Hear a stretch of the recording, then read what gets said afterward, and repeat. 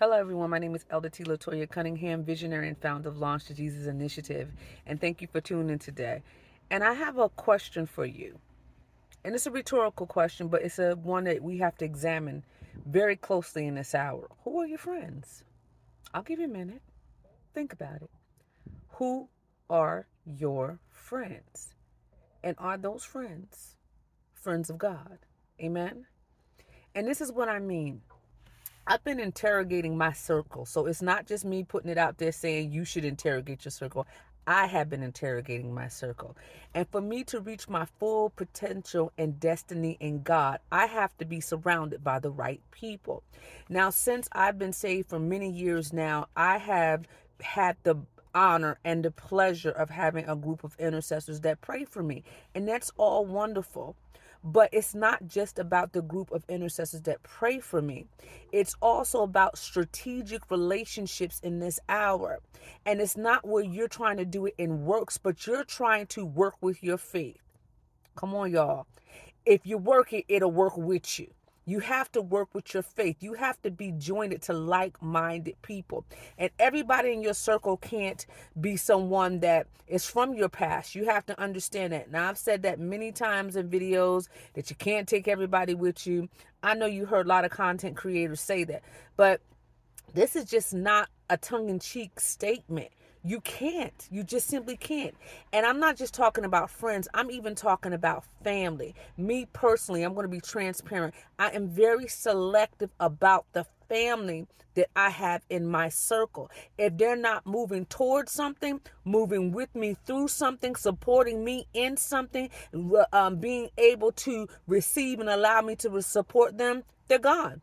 I'm sorry, because it's too late in the hour to be making mistakes. Now, I'm talking to right now you generational X people like myself, okay? We're grown. We know what we want. We know what we don't want. We know ourselves pretty well at this moment. But we have to make sure that we're with people that can help take us to the next level. People that can catapult us to areas and dimensions in God that we never would have gone to, without meeting them. Many years ago, I had this really good friend, and I want to give a shout out to her. Her name is Natasha, and she asked me, she says, do you want to go on a cruise? And I was like, I don't know. I really didn't have the money then. So I just said yes, hear me, out of embarrassment. So she says, well, you have to put $1 down. And at the time, I didn't even have $1, okay? So I said, well, I don't have any money on me right now. She says, I'll put it down for you. Okay. The first thing I asked her, well, how long, hear me clearly, how long do I have if I don't have the money to cancel? Immediately, I had the mindset that I had a glass ceiling. So I said to her, well, how long do I have? Pretty much, I wanted to know how long did I have to stall to keep pretending that I was going to walk in a different area or dimension, and before I could back out. That's what it was. I wanted to know how long I had to back out because she was introducing me to something that I had never been introduced to. Now, I've traveled all down the East Coast. I'm a Jersey girl, do or die, but that was by car or by bus. And one time I went on vacation with someone in '05 in the Dominican Republic, but she was saying something that was outside of my economic ability at the time, so I thought. So I said, well, how long? And she was like, well, you got like, a couple months to get it together. You'll be fine. So then I went and put a deposit down. And I'm like, okay, after she put the dial down, I'm going to put the deposit down. Okay, just to look a little good. And every month I would put a little bit more aside and put a little bit more aside and put a little bit more aside. And then before you know it, my balance was $100. And you're going to say, Elder, what does this have to do with anything? She took me to the next level and broke that glass ceiling that I thought I would not have access to because of my economic issues at the time. You need friends that have enough faith to help walk you through doors that you never thought that you could enter. You need friends that have faith, that know that they can see you where you can't see yourself. Because sometimes we don't see ourselves. We just see our limitations and our surroundings. Now, long story short, we end up going on a cruise. And I have not stopped traveling since. But what it did was not just for me, The importance of the right friends are not just for you. It's for your family. It's for your ministry. It's for your destiny. It's for your finances. Okay.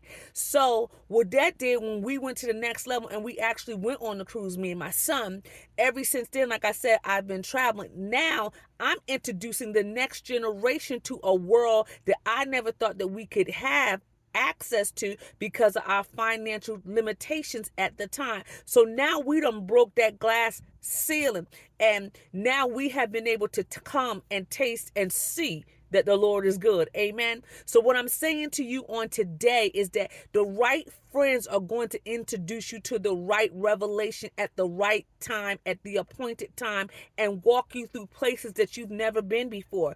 And so when they do that, that's for God to use you in that area. Amen.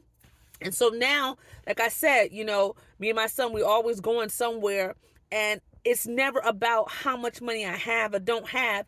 My faith was stirred because I seen how God provided in that situation. So now when I want to go somewhere and people say, well, I don't know how you're going to do this, and do you have the money for this? And I tell them, I'll figure it out, which means is faith will work it out. Repeat after me. When they say you can't do it, say, faith will work it out. Amen. So I want to encourage you on today to have the right strategic friends, even when it comes to money. I don't want to hang with broke people. I'm allergic to broke people. Hear me clearly.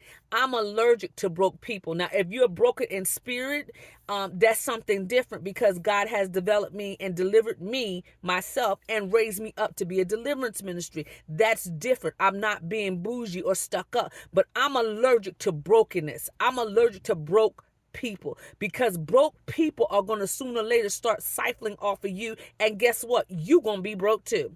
So I just want to encourage you, get the right relationships. Don't be the biggest fish in your circle, in your pond, because 9 times out of 10 you'll never get to be in those next areas that God has promised you that you will be.